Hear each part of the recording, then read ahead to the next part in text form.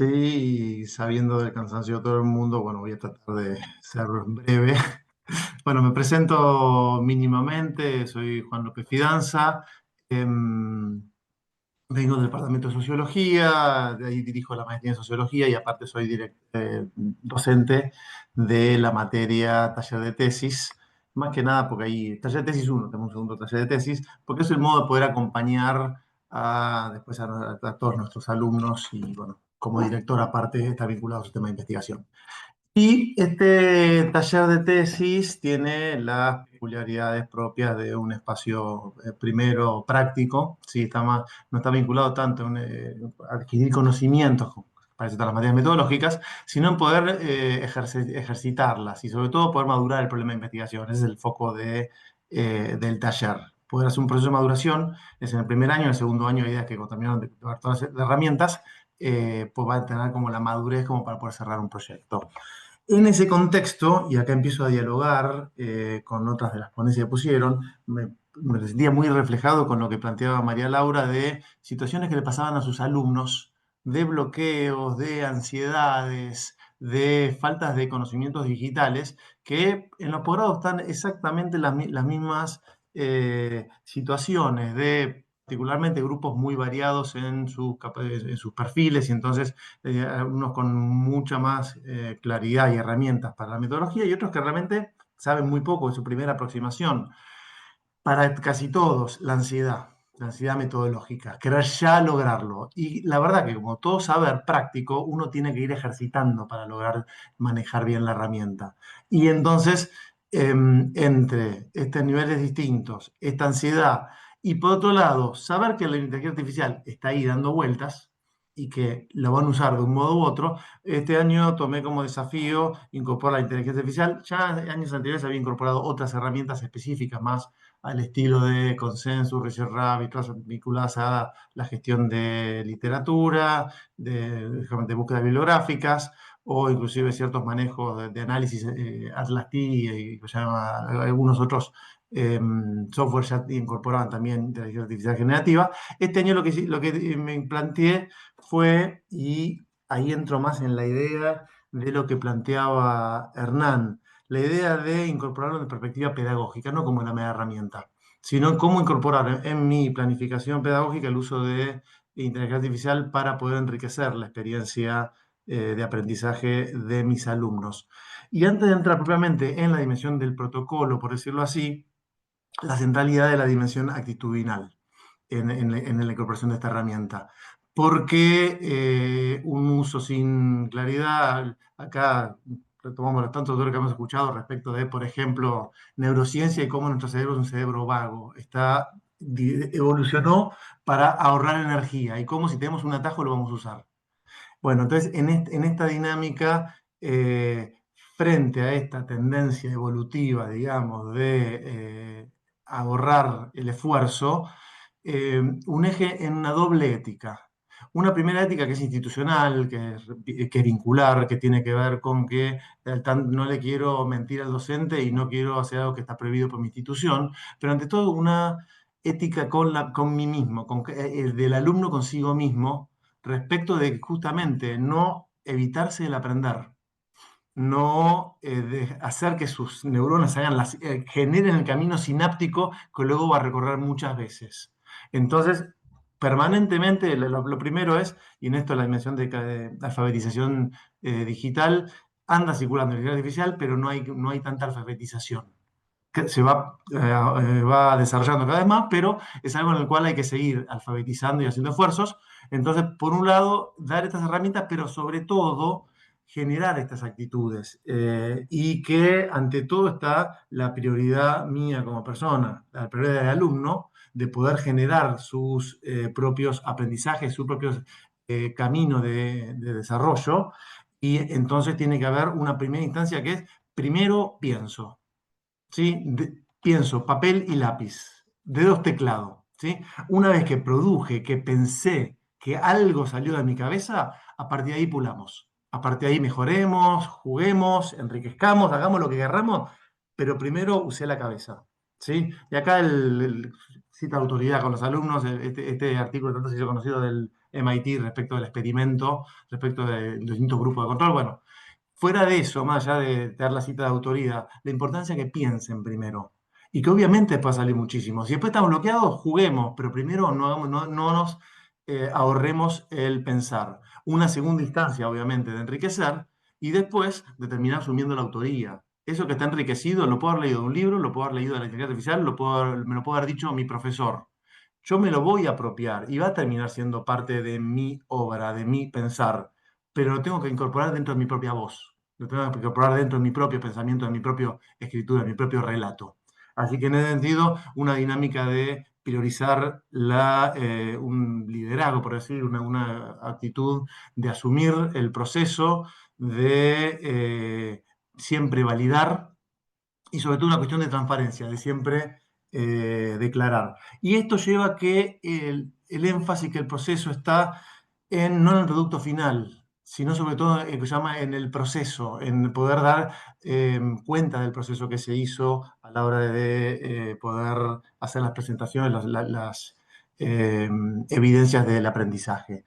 Básicamente acá sí entro el diálogo con lo que planteaba Hernán, este protocolo, la idea fue acá para cada proceso, para cada etapa del proyecto de tesis, del proceso de plantear un proceso de investigación, un proyecto de investigación, tratar de incorporar prompts genéricos que el alumno tenga que completar, pensados didácticamente, para que en cada etapa de este proceso de escritura de un proyecto de investigación uno pueda ir enriqueciendo, por ejemplo, en las primeras instancias, la problematización, sobre todo enriquecer con ideas, ¿sí? Con poder mirar de distintos lados, poder tratar de tener perspectivas interesantes que le ayuden a pensar. Pero sobre todo en la problematización como construcción de objeto, que ya es la abstracción de la situación problemática que yo me estaba planteando desde un cierto sentido común, poder ver cómo la teoría media y me construye los objetos y puedo por la mayoría, generar abstracción y poder tener claridad de cuál es esa situación social que en este caso, por eso sociología, estoy queriendo abordar. Y después, cuando se traduce en objetivos y luego en metodología, poder ver que hay realmente una consistencia y una coherencia en todo el proceso de investigación que estoy planteando. Estas distintas etapas del proceso de investigación, con distintos prompts, en algunos casos poquitos, uno o dos, en algunos casos tenía más riqueza, más ¿cómo se llama? La idea es que tuviese una suerte de laboratorio de inteligencia artificial donde primero cumplían la consigna mínima que se planteaba en el curso. En segunda instancia, jugaban con estos prompts, que era, por ejemplo, bueno, ¿qué pasa si este problema me lo planteo a nivel micro? ¿Y si fuese macro? ¿Qué pasa si este problema lo quiero tratar en una perspectiva sincrónica? ¿Y si fuese diacrónica? ¿Qué pasa con este problema si lo hago ver desde un cierto actor social? Y si lo hago ver desde otro actor social, y entonces poder enriquecer su objeto de investigación. Con esto me gustó la idea de la realidad aumentada, pensarlo como una práctica aumentada, y entonces en el fondo hay un proceso, ahora lo voy a decir en las conclusiones, ahorramos tiempo, realmente acelera los procesos, porque lo que antes hubiese llevado muchísimo tiempo poder imaginarse y ver de distintos ángulos y de distintas perspectivas y de distintos autores, esto hace que realmente el alumno pueda enriquecer muchísimo el proceso y mirar de modo mucho más creativo, siempre y cuando primero pensó, porque si no, esto no está apoyándose en la nada y lo más probable es que después no termine enriqueciendo demasiado. El proceso del ciclo de trabajo, básicamente, el alumno produce, escribe, luego itera con la IA, incorpora ese enriquecimiento de haber tenido contacto con la IA, y eso que produjo es validado socialmente, es decir, en diálogo con sus compañeros, por algo es un taller de tesis, un taller, dinámica de taller, y el docente, que se lleva entonces un feedback, para entonces terminar de enriquecer y cerrar esa instancia. Acá un pequeño ejemplo, resumo, porque los prompts eran bastante más largos, pero básicamente, ¿cómo podría ser si mi propia situación problemática lo miro desde Bourdieu, una perspectiva funcionalista, una perspectiva de construccionista, y entonces, a fin de cuentas, cómo al pasar una situación problemática por distintas perspectivas teóricas, me construye problemas totalmente distintos. Entonces, como para poder entender el rol de la teoría a la hora de poder, ¿cómo se llama?, construir un objeto. Vamos rápido ya a lo que se llama los primeros impactos. Acá, primero está mi percepción como docente con este curso comparado con cursos anteriores y sobre todo también la mirada de ellos mismos a través de una encuesta que les pedí que completasen a posteriori. Primera conclusión, realmente las producciones son mucho mejores, ¿sí? Realmente son mucho más consistentes, son mucho más precisas, más sofisticados. Los tiempos mejoran muchísimo, no solo porque, ¿cómo se llama? Ellos lo hacen en menos tiempo, sino sobre todo porque yo veía cómo a lo largo del taller se iban quedando alumnos atrasados porque no lograban mantener una entrega semanal con la profundidad que ellos pretendían, bloqueos, etcétera. No, acá realmente logran cumplir las instancias con entregas semanales. La mayoría de los trabajos, y quien no cumplió fue por cuestiones más de índole personal y no por una cuestión de la problematicidad propia de la dinámica de trabajo. Y sobre todo, y acá viene lo más importante me parece, la dinámica metacognitiva. La idea de que cada entrega tenía que ir acompañada necesariamente de un log de IA, es decir, un registro de uso del IA, donde los alumnos tienen que decir qué es lo que hicieron con inteligencia artificial, con qué herramienta y para qué usaron esa herramienta. Entonces, en cada entrega tenían que hacer transparente el uso de esta herramienta, pedí de mínima, le pedía que hiciesen una síntesis, de máxima le pedía que me pongan los propios prompts, la propia interacción que me lo pegasen para poder yo también hacer un seguimiento. Donde ahí mi idea no es a tener una cierta dinámica policial, obviamente aparte de esto también está el control ¿cómo se llama? Con Turnitin de BRCB, y si alguno de repente copió cosas demasiado similares o que el ojo del docente uno se da cuenta, que de repente, ¿te acordás que dijiste que no iba a hacer esto y acá en la entrega te apareció? O acá hay algo que no me está fundando muy bien. Esto, bueno, sin retar, marcar que el docente se da cuenta de un interés artificial, porque de vuelta la importancia acá no es el reto, la idea es la prioridad ética institucional y con el docente, pero sobre todo consigo mismos.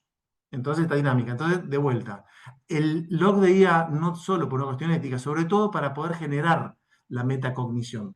Y en eso acá unas pequeñas voces de los alumnos, cómo les ayudaron, cuando estaban bloqueados, les ayudó un montón. O la idea de que pudieron estar en una especie de acompañamiento mío, no mío, en realidad de inteligencia artificial, pero cómo fueron acompañados, algo que se llama, por un tutor que les hizo poder ampliar el tiempo de acompañamiento, de no estar solos, entre comillas, y poder producir lo que sea, y entonces quedar reducido a lo que yo cortito le podía devolver quizás después en el aula. Así que bueno, nada, algo que se llama unas pequeñas consecuencias, que se llama conclusiones mías. Lo que importa primero es no el uso tecnológico, es el uso pedagógico. Realmente tener claro qué es lo que queremos pedirle a los alumnos para diseñar los prompts para eso.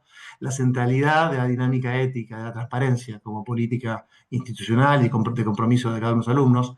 El foco en el proceso y no específicamente en el producto final. La idea de usar en ciclos cortos, porque entonces permite estar interviniendo permanentemente y no que queden como grandes productos donde la inteligencia artificial no terminamos de saber cuánto hubo de autoría del alumno.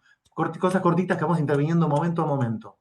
Y sobre todo la dinámica actitudinal que tenemos que tener los alumnos, de asumir su liderazgo en su propio aprendizaje y de una mirada escéptica sobre estas herramientas que realmente son muy valiosas, pero permanentemente necesitamos tener un chequeo personal y humano. Así que bueno, hasta acá llegamos y les agradezco la atención y haber llegado hasta tan tarde.